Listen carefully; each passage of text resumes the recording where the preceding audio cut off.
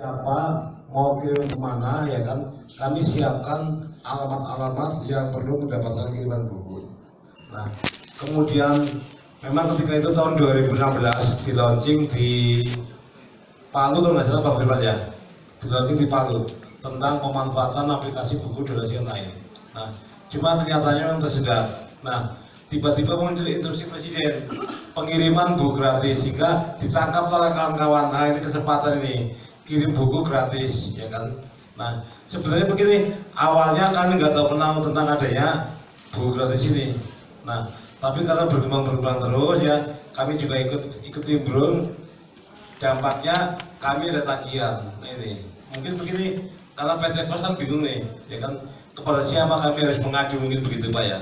Nah akhirnya ketemulah dengan Kemdikbud. Nah karena mungkin pemikiran PT Pos, oh TBM ini kan banyak dimiliki oleh Kemdikbud, mungkin begitu sehingga jatuhnya Kemdikbud. Sehingga awalnya aplikasi ini tidak menyangkut bayar enggak ini.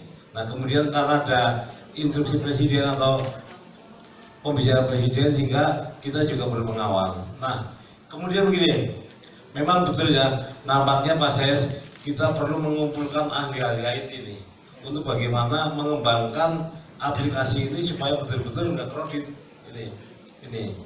Nah dan saya juga tertarik dengan usulnya Pak Serdi ya. Jadi begini, sampai dengan sekarang ini kan sudah tercatat 4.176 TBM yang sudah terdaftar. Kalau yang belum mungkin bisa jumlahnya sampai 7.000-an mungkin Pak Firman ya, 7.000 lebih lah ya. Tapi yang tercatat sudah 4.176. Nah pertanyaannya betul, jangan-jangan ada juga yang hanya sekedar mendaftar tetapi no action ini, sehingga ada istilah jangan sampai kita berhasil di dunia maya, gagal di dunia nyata. Ini makanya betul nanti kita perlu kembangkan juga Pak Firman ya, kita kerjasama lagi bagaimana caranya memastikan bahwa 4.176 itu betul-betul ya ada lembaganya, ada kegiatannya, supaya jangan sampai hanya not only apa namanya? Ya, top only no action itu. Jadi begitu. Nah makanya nanti coba kita juga akan mengembangkan ya bagaimana aplikasi ini bisa memfasilitasi mengecek sesampai kepada kegiatan di lapangan ini. Nah sehingga nanti banyak hal yang perlu kami lakukan ya. Jadi yang namanya pengiriman buku gratis ini bukan semata-mata satu tujuan ya, bukan hanya satu hal yang bisa dilakukan, tetapi kami pun begini, di samping ada pengiriman donasi buku, kami juga ada semacam bantuan. Misalkan begini, rintisan pembentukan TBM baru, pemanfaatan anggarannya sebagian dipakai untuk pengadaan buku, pembelian buku, penguatan TBM, bantuan penguatan TBM juga sebagian dananya diperuntukkan untuk pembelian buku. Nah tentang bagaimana buku yang dibeli ada aturannya, buku yang dibeli harus disesuaikan dengan kebutuhan masyarakat setempat. Jadi tidak salah membeli buku betul. Nah cuma begini, betul yang dikirim lewat donasi kita memang nggak bisa menjamin bahwa buku ini layak baca atau tidak. Nah dampak dari itu semua ya, kami Pak, karena Direktorat Pembinaan Pendidikan Keaksaraan juga menjadi salah satu poin yang untuk mengumpulkan buku, sehingga dampaknya kami kebanjiran buku juga Pak, kebanjiran buku dari donatur ya, Gramedia, Asia Foundation, mana-mana pada kirimnya kami, sehingga alhamdulillah dengan bantuan kawan-kawan forum Mbak Mervi CS ya, kami tiap 3 bulan Pak melakukan packing buku Pak. Jadi di kantor kami sudah ada buku yang siap dikirim. Kalau nggak salah hampir mendekati 300 paket ya Pak. Nah ini akan siap kirim untuk tanggal 17. Nah sehingga di samping di UPT yang konon tidak jalan, memang yang di tingkat pusat jalan seminggunya ini. Makanya nanti kami akan mengirimkan buku-buku itu. Nah ini. Nah kemudian nanti begini aja ya, bila perlu setelah ada masukan-masukan, nanti suatu saat kita undang kembali aja Pak, kumpul bagaimana mengembangkan aplikasi yang bisa menjawab tantangan ini. Jadi usulnya Pak Suhamdi, Bang Seri bagus ya, bagaimana membuat sebuah aplikasi yang betul-betul bisa digunakan, yang tidak merugikan PT Pos, tidak merugikan Kemdikbud, juga tidak merugikan TBM sebagai penerima buku ini. Nah, sehingga nanti mungkin antara kami dan Pak Ses akan berunding kembali, kira-kira perlukah kita mengumpulkan ahli-ahli IT ya untuk mendesain bagaimana aplikasi ini supaya bisa jalan. Sebab kalau enggak, kita selamanya akan mengalami kesulitan ini. Kesulitan pembayaran ya, kesulitan pengiriman juga ya, kesulitan penerimanya juga ya, sehingga banyak hal yang perlu kita pikirkan. Sehingga betul pertemuan ini nampaknya hanya sebatas memberikan masukan saja Pak ya. Nanti GOM-nya akan kami undang kembali. Kalau bukan Badan Bahasa, ya kami akan mengumpulkan kembali bagaimana mendesain aplikasi yang sudah ada yang bisa menjawab tantangan untuk masa depan kita. Terima kasih Pak Ses. Langsung ya Bu. Baik, saya mulai dari Pak Stanley tadi tentang TBM mana yang dapat buku, jangan-jangan sudah bubar. Tadi saya sudah ngobrol secara informal dengan Pak Kastum, mungkin perlu ada program semacam verifikasi. Hanya yang saya bayangkan 4.000, kalau mungkin bisa lebih 7.000. Bagaimana mau verifikasi jumlah itu? Itu kan juga tidak sedikit anggarannya untuk, apalagi kalau lokasinya di pelosok-pelosok. Kita bisa membayangkan lah, gitu ya, satu ya. Kalau dengan aplikasi saja kan bisa dimanipulasi juga masalah itu Mas. Kan kalau verifikasi yang paling sahih ya datangi ke tempatnya, ada aktivitas tidak gitu loh. Kan kalau hanya mengunggah saja ya bisa saja. Ada memang itu bisa, tapi menurut saya itu juga kurang sahih. Tapi nanti kita cari jalan keluarnya, bagaimana memastikan bahwa TBM itu masih hidup.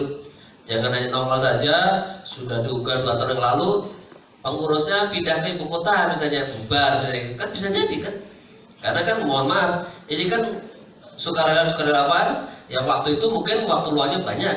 Begitu pindah kerja di sebuah perusahaan yang misalnya waktunya terbatas, mati misalnya gitu. Itu bisa jadi gitu. Nah yang kedua terkait dengan Pak Stanley dan juga Pak Lukman tentang kebutuhan buku. Idealnya memang begitu ya. Tapi saya tidak bisa menjamin bahwa kita akan memenuhi semua kebutuhan masyarakat sesuai dengan maunya. Saya kira itu tidak masuk akal. 4.000 saja kita harus mendatangi satu-satu. Kamu buka apa? Kamu buka apa? Apa harus seperti itu? Kan tidak mungkin juga itu loh.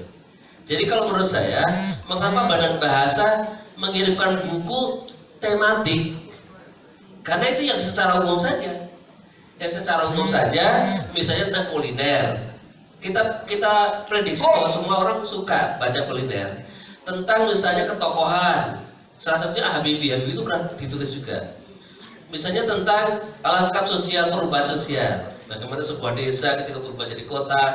Nah ini tema-tema yang menurut kami ini yang bisa dinikmati oleh semua orang, maksudnya gitu loh. Jadi kalau kita ingin memenuhi kebutuhan TBM saja sudah 4.000, apalagi kalau semua mendaftar. Apalagi kalau kebutuhannya orang per orang. Pak Stanley dengan saya pasti beda kebutuhannya. Nah, tolong beri kami jalan bagaimana memenuhi kebutuhan itu. Mendata kebutuhan itu kan tidak mudah. Ya, belum lagi siapa yang akan memberi, itu juga belum ketemu kan gitu. Mohon maaf ini saya sampaikan karena setelah kami klasifikasi kan donatur itu ada 2 jenis. Donatur yang dia punya uang, silakan mau beli buku apa, tak belikan. Kalau perlu saya kirim, ada. Tapi mohon maaf ada donatur yang ini buku sudah saya baca nih, daripada saya nggak manfaat saya kirim. Kan ada. Nah, yang ini kan bermasalah karena bukunya dia, temanya belum tentu sesuai, mau ngirim dia nggak mau, pakai uang. Jadi kan ada 2 karakter ini. Nah ini juga masalah sendiri gitu. Jadi untuk memenuhi kebutuhan itu monggo didiskusikan kira-kira bentuknya seperti apa, cara memenuhi selera masyarakat pembaca itu gitu ya. Baik, kemudian tadi Pak Stadi menyinggung tentang keterbukaan uang pemerintah. Mohon maaf itu saya tidak paham ya. Tapi kalau mau jujur, kita ini di era sekarang ini rasanya mengelola uang itu seperti kalau perlu tidak usah mengelola uang itu Pak Stadi. Saya takutnya itu. Jadi ketika kami membuat regulasi yang begitu rumit, membuat MOU, PKS, membuat apa? Karena kami takut Ini Pak Joko sampai sekarang nggak bisa tidur karena 13 sampai 15 miliar harus dikejar-kejar. Jadi mohon maaf ya, jangan lagi melihat misalnya pemerintah itu yang bagaimana. Kami lembaga-lembaga yang apalagi kami sekarang itu kan sedang menuju ZIWBK, zona integritas wilayah bebas korupsi. Ini betul-betul kami itu uang serupiah pun kalau nggak ketemu harus dicari. Betul itu. Jadi pegawai, bahkan pegawai yang sudah pensiun pun kalau mau ada tagihan kami kejar, potong gajinya Pak. Betul Pak. Jadi kami tidak akan pernah main-main soal ngurus uang negara. Mohon maaf ya.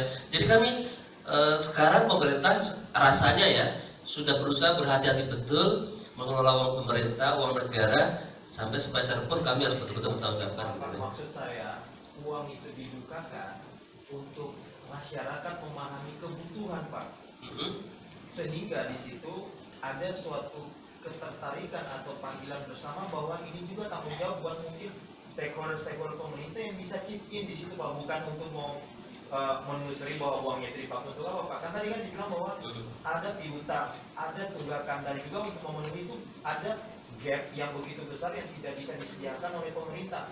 Saya sampaikan bahwa ada misalnya sahabat saya, dia mau menyediakan kapalnya. Nah ini yang kita perlu mengkolektifkan atau mengumpulkan kekuatan-kekuatan ini Pak, sehingga ketika ini disinergikan, ini menarik. Nah menarik lagi gini Pak, kebetulan kami di Maluku sebagai mitra dari Bank Indonesia untuk aktivasi BI Corner. Kekisruan yang terjadi Pak, ketika dulu sebelum kami tangani itu beli bukunya itu intinya yang penting uang sekian, rak bukunya lalu dikasih Pak. Nah ini kan sebenarnya ada begitu banyak inisiatif-inisiatif yang sebenarnya kalau dipetakan dengan baik, tidak ada instruksi misalnya anggap saya presiden, tolong semuanya itu diselaraskan, jangan BI-nya mau sendiri, kantor bahasa mau sendiri, perpus mau sendiri, akhirnya gontong-gontong ya perpus itu nggak bisa berdaya karena uangnya dari pusat cuma 500 juta, dari provinsi dianaktirikan karena semua pikir pengembangan literasi semua di Kemdikbud. Nah kami akhirnya masyarakat independen ini lebih memilih merdeka bekerja dengan cara kami Pak.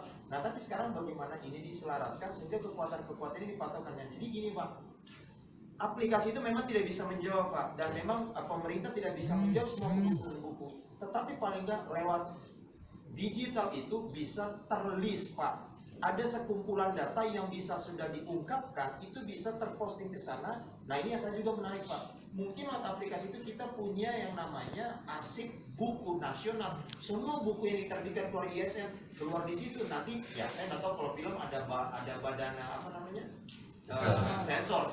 Saya nggak tahu apakah perbukuan sampai dia dapat ISN itu ada nggak. Nah jadi sehingga ketika misalnya BI mau kasih buku, kita tinggal nyari aja aplikasi itu, platform itu bisa menjadi rujukan untuk kita mencari seluruh informasi dari Gramedia, seluruh penerbit kita gabungkan di situ Pak. Nah nanti satu waktu tugas dari Kemdikbud panggil semua penerbit, yang mana yang nakal, yang mana cuma kejar target, yang mana cuma kejar penjualan, itu dievaluasi Pak. Nah nanti temuan-temuan itu datang dari masyarakat sehingga menjadi kekuatan atau amunisi untuk mengevaluasi setiap stakeholder pemerintah untuk masalah peliterasian ya Pak. Itu maksud saya Pak, bukan? Baik. Kita harus positif dengan pemerintah Pak, karena itu representasi Tuhan di bumi Indonesia ini Pak. Iya.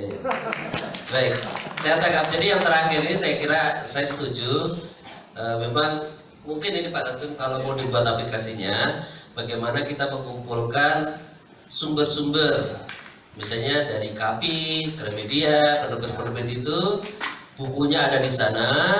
Lalu bisa jadi memang nanti TBM misalnya saya mau buku ini, nah tinggal kita menghubungkan dengan para donaturnya kan gitu, kira-kira gitu. Nanti mekanisme kita atur gitu ya. Baik, berikutnya saya ingin menanggapi yang terakhir dari Pak Hamdi ya. Ya idenya bagus Pak ya. Bagaimana menggerakkan atau memanfaatkan atau bukan memanfaatkan ya, memanfaatkan lah para pegiat itu untuk ikut membantu menyeleksi, kan intinya itu ya Pak ya. Tapi begini, kalau misalnya ini 34 mewakili Bu Asmaria dari Jogja, Pak Hamdi dari NTB, masing-masing misalnya di SK kan menjadi penyeleksi.